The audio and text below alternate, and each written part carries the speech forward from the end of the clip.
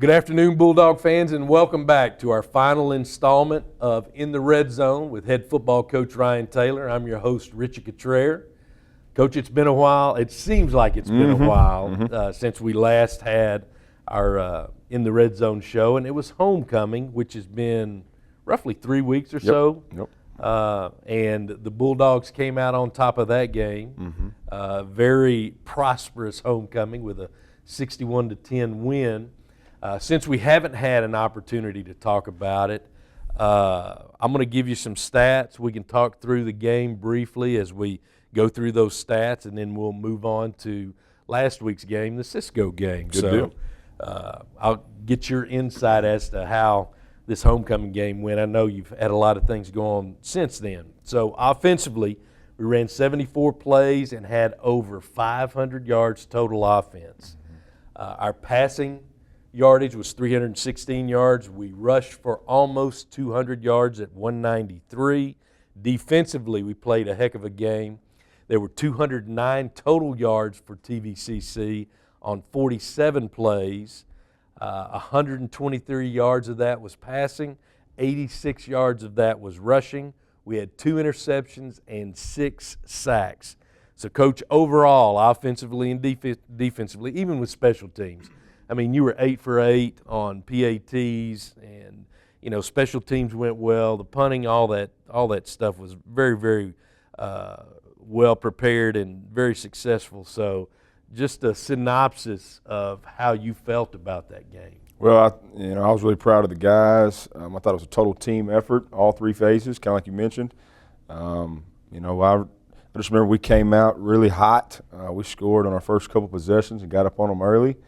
The defense played well. Man, they got the stops. Very early in the game for us to get the possession back, and we always had good field position.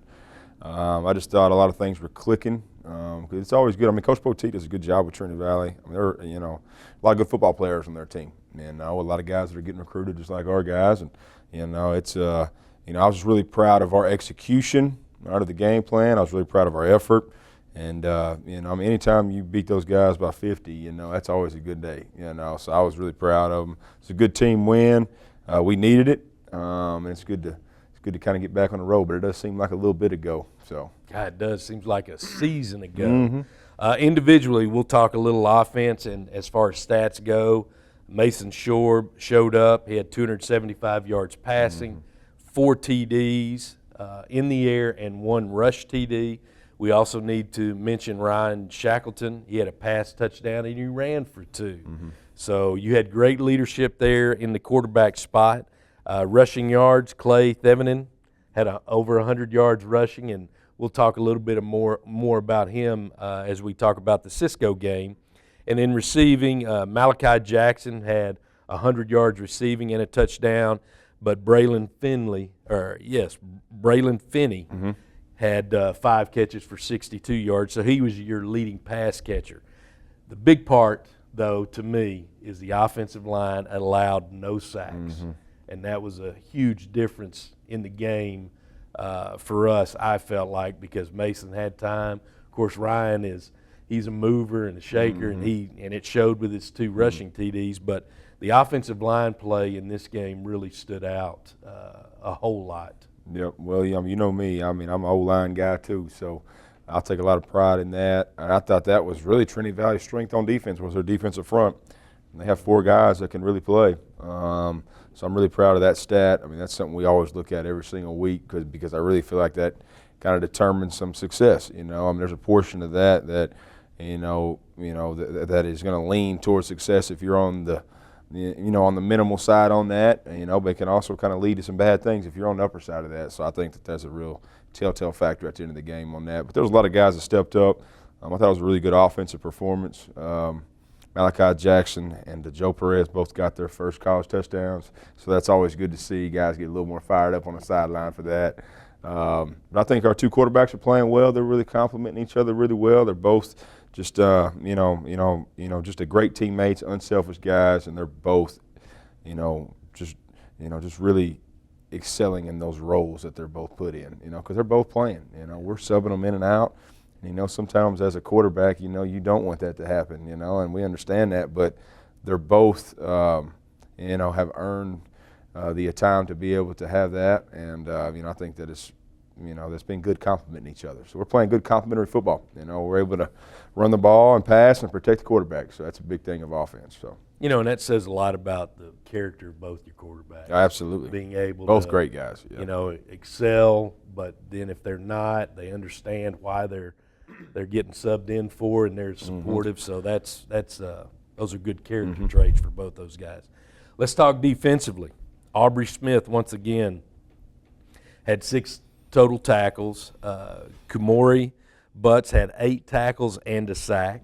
Connor Kerrigan had 6 tackles and 2 sacks. Moses Matabuke had 4 tackles and a sack. Tyler Garrett had 2 tackles and a sack. Dallas Patrick had 3 tackles and a sack. And our 2 interceptions came from Matei Tomas. He had 4 tackles and that interception. J.P. Patterson had an interception there. Defensively, it was a total team effort, and really, to me, one of the more dominant performances that you guys have had this year. Absolutely, and just kind of like we mentioned before, it was a team effort. They played great team defense. I think there was 2 things that you really said a lot of, and it's sacks. So we got to the quarterback. And we eliminated that on 3rd downs. It's a big 3rd down stat. We were able to get 2 turnovers, and that's big. And I think anytime that you look at that side of things on the stat book at the end of the game and you're in the positive on that, you got a chance. So I thought they were productive on defense, and we have really slowed them down and executed the game plan. So it's that total team effort. So I was proud of them. And that's a good feeling in the coach's office, in the locker room. After the game, during the week, you went into a bye week, so that was even better. Everybody's feeling good, and it gave you an opportunity to heal up anybody that had some nicks and bruises. And then that led to last week's game, the Cisco game. Yes, sir. It's like a mini homecoming to you, going back and seeing some of the people that you had some friendships. See a lot of familiar places. Yep. Yes, absolutely. We came out on top on that one, 30-24, a totally different game from the Trinity Valley game. It was. Offensively, we had a big game, 374 yards total offense, 241 of that through the air, and then 133 of that rushing. We did lose a fumble. We had 1 turnover there, but we can talk about a couple others, as we go through this synopsis. Defensively, we gave up over 300 yards total offense. 325 of that over 300 was through the air, but we did have 2 interceptions again, and we did create a fumble there as well. So overall, off of those stats alone, how'd you feel about this game? Man, it was good to go back to Cisco, and I'll say this, I got a lot of respect for the program. I've spent 5 years of my life there, so it was good to go back there and to see some familiar faces that we've, just have grown, to have some great friendships and stuff like that. So it was always good. And it's a tough place to play. I mean, we knew that. I mean, we talked about it all these past 2 weeks. It's not going to be easy. They're scrappy. They were a good team. They're well coached. They had a good game plan on both sides of the ball and really gave us some fits. We had a tough time. It was a battle. We really, as far as the flow of the entire game, there was a lot of ups and downs. A lot of ups and downs on both sides, as far as block kicks on special teams. They had 2 of them on us. We created some turnovers on defense, which were really crucial. I think about the 99-yard fumble return that we had, and it was a very wild play. I think it exchanged possession 3 times throughout the 99-yard return, which was a 4th and 1 stop down on the goal line, and we stripped the ball out and returned it 99 yards to the house. So that was a big play. I think about the consistent play that we've had in our quarterbacks, like we already mentioned. I thought they played well. Our offensive line kind of struggled a little bit. It was a whole different picture for us up front. I think they got to us 5 or 6 times, which is too many. And we got to just continue to improve. And I feel like that's something that we've talked about all this week, going into it and getting better. But I think as a full team effort, it was good. The execution wasn't where we wanted it, of course. But it was a good football game, and I was proud of our resilience. I was proud of the way we finished the game. I was proud of the way our guys found a way to win, and sometimes that's part of it. More times than not, it's not going to go how you draw it up, and you gotta go play ball. And I thought the guys really did a good job responding to the tons of adversity that we went through over there, and our guys found a way to win, and I think that's the important thing is we want to know, and we just got to continue to do that each week as we continue to go through this thing in the postseason. Yeah. Well, let's talk offensively. Your individual leaders there in passing. Mason Shore had 233 yards in the air. He had 2 TDs. Key part there, no interceptions. Rushing, Clay Thevenin had over 100 yards again. And Third straight game of that. Third He's straight playing very game. well Yeah, right now. that's right. You talked about that before we got on the air, and a touchdown. And then your leading receiver was Sean Brown. He had 6 receptions for 89 yards and 2 TDs. And then you mentioned we go from 0 sacks playing a complete game to 5 sacks on the offensive line, and that's tough. But the push and like you said, overcoming the adversity really shows the character of your team offensively. And it's not like your offensive line gave up. They just kept plugging away and plugging away and doing what offensive linemen do. Yep. And unless you've been one or coached a group of those guys and understand their aura, their character, and how they respond to things, you truly don't know what it's like to be an offensive lineman. Absolutely. I mean, if you want me to dive into that, we can go a whole another hour if you want, but we're not going to go there. No, I think that. it's crucial to protect the Yes. quarterback, and that's what we have to do up front. We got to Absolutely. continue to improve. So, Defensively, your leaders there, Aubrey Smith once again. Yeah, steady. 12. Oh man, he is so steady. 12 tackles. He had a sack. Mumu bin Wahad had 9 tackles. Kamuri Butts had 9 steady tackles. again, yep. Braylon Ward had 7 tackles, and he had a sack. Dallas Patrick had 6 tackles with a sack. Romello Bell had 4 tackles and a sack, and then Jordan Ford had the last sack there for the Bulldogs.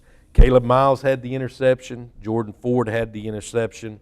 Defensively, overall, a whole different game as well. And you and I talked before the show here, and you talked about the ability that Cisco had as far as throwing the ball well, running the ball, and just being able to move it down the field. And you knew that going in, but there was just something about going back to West Texas that was a little different than playing at home. They had a great game plan, and they executed it well. And like I said before, they gave us some fits on both sides and in special teams.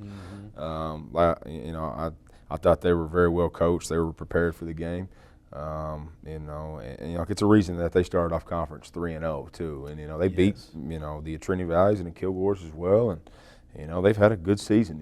It's not like they're not a good football team, but I think the bottom line is we found a way to finish and win the game. And sometimes it ain't gonna be perfect. We just got to find a way to get it done. And we got to get our hands dirty sometimes. And I was proud of them for that. So well, and that's even though these stats and just particular things compared to a 61-10 win don't look as good and don't feel as good, it still goes in as a W. it does. You don't see any stats with that That's the one important extra part. win. Yeah, we got one more that week, so that was good. That's good. That's good. All right, so let's talk about the opponent today. We're kicking off against Kilgore at 1 o'clock. Tyler at 1 o'clock. Coach, you mentioned Cisco being undefeated. And when we talked back at homecoming, Cisco and Tyler were the only 2 teams that were undefeated. Cisco's had a run where they've lost some games, but the opponent today, Tyler, they've stayed steady, and they are the only team undefeated in our conference. So let's talk Tyler. Yeah. Well, I think they've done a great job. I mean, they're sitting 6-0 right now, in conference, but their season started a little differently. They went up to Kansas, and they played 2 quality non-conference teams in Dodge City and Georgia Military, and they didn't get it done versus them, so they started 0-2, and then they've been on a tear ever since. I think their stat-wise, the last I looked, Offensively, they're averaging 14 points a game. Yep. Defensively, they're only giving up 11. So Yes. it's the stat-wise, they have the number one defense in our in our league right now. So, I mean, that's the biggest challenge for us is going to be able to move the football and control the game plan on that, and, can find a way to score some points. I think they have some really good football players. They're very, very, very similar to the Kilgores, the Trinity Valleys, the Blends, and all of, as far as the talent pool, we have to go execute. We have to go play better. We got to go play with a chip on our shoulder because there's a lot to play for. Right now, we got to finish the season on a high note and just find a way to keep getting W's to find a way to get the playoff picture painted on how it's going to be, and that's a total mess right now. I mean, but I think the bottom line is you have to win, and if you win, you get in. If you lose, man, you're dependent on somebody else. So, I think it's a big challenge tonight, with this afternoon. Hope the rain stays away, but it's looking like it might be a wet day today. I just think I think this game and kind of towards the end of the season presents a lot of challenges for us. And, it's kind of the ultimate build-up to this part. It's why you go through off-season, from January till March and do spring football, and then come back for summer. I mean, everything is now down to this, and it's why you do those extra sprints, in July, to get ready for this type of stuff. And, it's all coming down to the wire, and you either got to embrace it or not. And I think that our mindset is good right now. I think we have a chippy ball team. I think we have a salty ball team. I think we have the pieces to make a run at this thing. We just got to go stack good days, and that's really the bottom line. So this is just another day. So, do you, as a coaching staff, do you guys just pretty much, stay with your scheme? You're trying to improve. Really, you're trying to improve on last week. Do you just continue to stay with your scheme, or do you change That's a great question, because we talk about it every Sunday whenever we get together. Like, who do we want to be going forward, and where do we need to get better? Where do we got to analyze? Where do we got to self-scout our own self on what we're doing, what's working, all the success that we've had, and what's not been good, and let's throw that out, and who are we as a team? Like, if you don't know who your team is at this point in the season, then I don't really know what you're looking at, So I think we know our identity and who we are, and we have to hang our hat on that. And I think as you go, teams know who you are. There's no hiding that. It comes down to execution. Like, you have to do your job better than that guy with more resilient effort, And I think if you can do that, that's the bottom line on this thing, because there's no secret, because we all have the film on each other. From all the way from week one to now. So it's just all comes down to execution. But I think we, as far as what we're doing, we try to stay as consistent as we can every single week, from our Monday schedule, Tuesday schedule, Wednesday, Thursday, Friday to today. I mean, we try to stay consistent from week in to week out, the way there's not much change.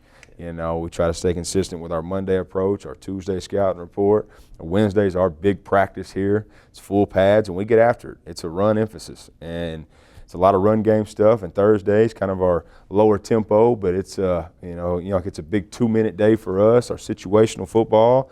Friday's the walkthrough to put the hay in the barn, like they like to say, and then we like to have our same Saturday schedule too. And we get them up early, and we have early walkthroughs. This morning, and we go eat breakfast together in the cafeteria, and man, we're here now. Same pregame schedule we've had all season. So it's all about consistency at this point, I think, and just staying consistent with that week in and week out. So, and continuing to self-scout to me that's a huge piece of really your success, or being a little more successful, because you can break tendencies that you have. Hey, we're always doing this on third and short, or defensively, we're always in this coverage when we're in this situation. Why don't we do how can we make different? One thing look exactly like this but be different? But be different, and that's the wrinkles of it. That's the different pages you put on it. That's the little details in game planning each week. And I think you gotta just it's a cool journey. But now I know we talked about it during week one. We're climbing that mountain, and there's highs and lows in the valley, and we just got to keep walking and keep going, just one step at a time. The resilient piece Yep, that you that's it. said, being That's it. resilient, whether it's going your way or it's not going your way, that resilience. Just keep going to work. Yes, Yep. it's just got to keep going. Well, we expect good things. Good things have been happening these last couple of weeks. You've had a week off to heal some of your guys, and we feel really good going into today's game. The fact that we're at home adds to that as well. So I hope you bring your umbrellas. So Yeah. it's supposed to be a wet one today, so we'll see. well, it'll be a good one. Yeah. Regardless, Yeah. this is the kind of game that you'll sit out in the rain to Hey, watch. this is a November good- football. Here we go. Yes. It's a good old Yep. good old junior college Yeah. football game. Yeah. So it'll be great. Let's talk about conference standings, because once we talk about the conference standings, we'll talk about the schedule this week and next week, and then I'll give Coach a chance to talk more playoffs and how they fall into place, sites to be played, and some of those things that give us a better understanding of what these playoffs will look like moving forward. So conference-wise, Tyler obviously is number 1 in the conference at 6-0. They're also number 7 in the nation, and their overall record is 6-2. Sitting second right now with the head-to-head edge on us is Kilgore at 3-2, and overall they're 5-2. They are 14th in the nation. We come in third at 3-2, 4-2 overall, and we're number 9 in the nation. Then we have Cisco at 3-3, and they're 3-4 overall. Blend's 2-3, they're 4-3 overall. Trinity Valley comes in at 2-4, they're 4-4 overall. New Mexico Military's 2-4, they are 3-5, and then at the bottom of the heap is NEO at 1-4 and 2-5 overall. Coach, we talked a little bit about status, and you mentioned before that if you got 4 losses, you're hoping somebody does something. And so those teams, TVCC, New Mexico Military, NEO, they're pretty much out of the race, don't you think? Yes and no. There's about 6 teams that are in the hunt right now. Okay. And these next 2 weeks, every game's important on the seeding of it. Trinity Valley still has a chance, if certain teams win and lose. Nimi, they have 1 conference game left against us next week. They have to have a lot of things happen in their favor to get in. So the percentages are kind of low. Blinn has a extremely good chance to get in. And Cisco. That's pretty much the next 2 in. Okay. But it's you never know, man. It's like I feel like it's like this every single year. It comes down to these last 2 weeks. Sometimes it comes down to the tiebreaker situation because we got same records, but that's what makes it just, our conference the sweetest, I think, But man, we just got to win, man. If we win, we're in. If we lose, then we're dependent on other people, and that ain't a good situation. Not at all. You've we talked just got to about win. that before. Yes, sir. Well, let's talk about today's schedule. Of course, we're up against Tyler, so it's a big game for us. But Blinn and Kilgore play today. Blinn travels to Kilgore, so that's a huge game for both teams. Yep. TVCC travels to NEO, and you mentioned the only conference game Nimi has is with us next week. Well, they're playing Snow College. Yep. Yeah, they got a tough one. Which is Snow's that's- good this year. That's Yep. a little different too. Yeah. Late non-conference game. Yes. Yeah. I'm not that a is fan of different. it, but man, I hope they No. I hope they bring their A game because Snow is good. Yes, Man, they are. I think they're ranked in the top 5 right now. Yep, So. they are. And then next week, Kilgore goes to NEO. Cisco travels to Blinn. So to me, Blinn's got the toughest road to hoe right now. They got to win, and I Yes. know that last game between Blinn and Cisco next week, that's going to tell a lot of it too. Yeah. So And it's then- going to be, it's Yeah, going to come down to the wire. Well, and you don't know what team will show up. Yeah, exactly. You Exactly. don't. So it's a flip of the coin, really. sir. And that's the way it is in our conference Yep. week in and week out. Yep. And then, of course, we travel to the Wool Bowl to take on Nimi, We got Nimi, for yep. that last game. So you talked a little bit about the playoffs themselves. Just give us a rundown of first, second, third, and fourth, and who play? Is it first and third, second and fourth, and the playoff site? So there's 4 teams in our conference make our conference playoffs, which is the semifinals. The number 1 ranked team will play the number 4 ranked team. In the conference. So right now Tyler has clinched the number 1 seed because of their record. So however 2, 3, and 4 lay out, 4 goes to 1, okay, and 3 goes to 2. Okay. And then the winner of those 2 play each other at the highest seed. So if there is an upset and 4 beats 1, which I've seen this happen, and 3 beats 2, then you play at the 3rd ranked team. Okay, whatever the highest seed is because the one that hosts the playoff game. Gotcha. And I'll say this too before we run out of time. I know today's the last day that more than likely our sophomores will play here. And we got a really good group of sophomores. They got great leadership, and they show up on time. They bought into the program. This is our 3rd year here as a staff, and a lot of them were the recruits in those first 2 years. And it's been a really good group to go to work with every day, so I can't say enough about them. It's a really large group of guys. And the majority of those guys are going to be graduating here in 2 months, and they'll be moving on to bigger and better things. And all the other ones will come back for the spring. There's about 5 of them that'll come back for the spring, and they'll graduate in May. So it's always good to see them finish the race, because that's the bigger picture of it. And a lot of them are getting recruited by some really premier schools, and it's always good to see our Bulldogs move on to the next level and finish what they started, because it's been a good group of guys. So I just wanted to make sure we talked about that. Well, and it says a lot about them too. Yeah. Being able to be resilient, yeah, push through tough times. Some of those guys, they're feeling pretty good about themselves as seniors in high school. And I'm fixing to go play some JUCO ball at Navarro.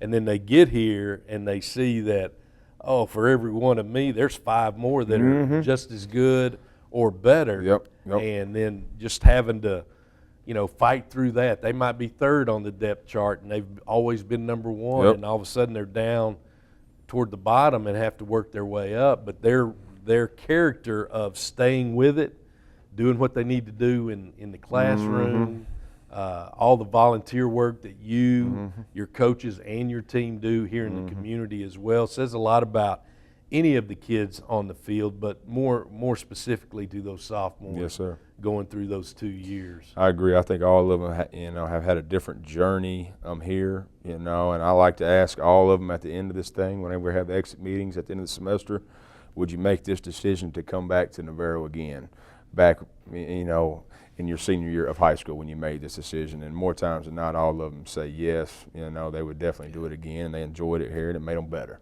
And I think that's the big thing about it, and I think they take some really good life lessons on to their next school, and they finish their journey there. So, I just appreciate them, and I think that it's a good group. And, we got to get this last W here, and get the home stadium one more time. So, amen. Yeah. Amen. Hopefully we get a little playoff run, and we get to, as far as our seeding, and we get to host a playoff game. So that'll be good to come back here. So. That'd really be nice to cap things off with a semifinal game here to start. Yes, sir. All right. Well, there you have it, Bulldog fans. This is our last regular season in the Red Zone show. I want to thank Coach Taylor for the time that he's taken to make sure we're together on the time to be able to tape these shows and put them out there for you. Jonathan Seaton does a great job with the cameras, the lighting, the backdrop, the sound, and everything in between to have this show up and running. On behalf of Coach Taylor, on behalf of Jonathan, I've been your host, Richie Cottrell. We appreciate you tuning in. Enjoy the game. If you don't want to, get out in the elements, enjoy the game in the comforts of your home because the Bulldogs have a big game and they need that support. So once again, we'll turn things over to Scott and Michael back at the stadium for the rest of the pregame. And to end on that, let's go Bulldogs.